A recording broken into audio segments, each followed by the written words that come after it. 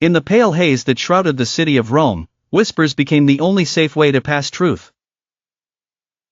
Here, among marble ruins and silent columns, lived Lawrence the deacon, a man whose hands were soft from charity and whose eyes met every wound with hope. The emperor's shadow stretched through every street, no stone dared resist his rule, and the church existed in furtive breaths.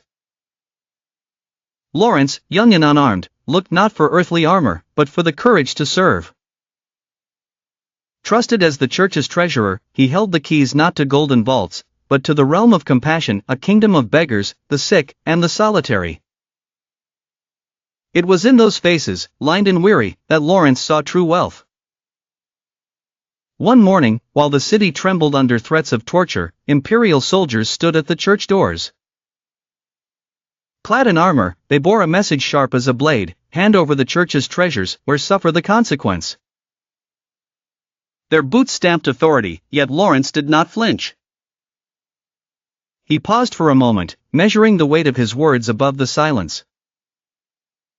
"Grant me 3 days," Lawrence said softly, "and I will bring you all the treasures of the church." The lead centurion smirked, certain he would return to the governor with spoils enough to buy another city. Word rippled through Rome, citizens caught between hope and dread, for most knew no riches dwelled in those humble halls. For 3 days, Lawrence wove through the labyrinthine alleys. He gathered the forgotten, a blind child with trembling limbs, a mother widowed and worn, an old man whose only cloak was faith. The church's poor assembled, a crowd of humanity too often hidden away. He spoke comfort to each, telling them, "You are the treasure. You are the wealth the city cannot steal." The moment arrived. Soldiers marched to the square, each expecting coins, chalices, and relics heavy in hand. But Lawrence led not a parade of riches. He entered surrounded by those who had known sorrow, who bore suffering as a second skin. The crowd was silent, but Lawrence stepped forward and, with a voice even the empire could not break, declared, "Here are the church's treasures, the poor, the sick, the broken-hearted, the living gold of Rome." For a heartbeat, history held its breath. The governor's lips pressed in fury as the soundless crowd became a mirror, reflecting his own emptiness. Regal faces blanched at Lawrence's audacity. What followed was not mercy, but vengeance.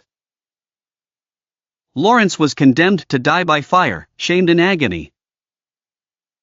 On a gridiron, as flames crawled beneath him, Lawrence's spirit shone brighter than pain. To his executioners he said, "Turn me over, this side has ripened." It was not mockery, but resolve, a refusal to let cruelty decide what burned and what endured.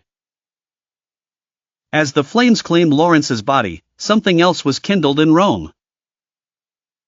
Memory outlived spectacle. The legend of Lawrence became a lantern in the darkness. He taught that treasure is not measured by weight, but by love freely given, that only those unmoved by terror could show the world how to value the worthless. Rome did not forget him. And wherever the poor are cherished, Lawrence stands still, his word sharper than iron, his legacy richer than gold.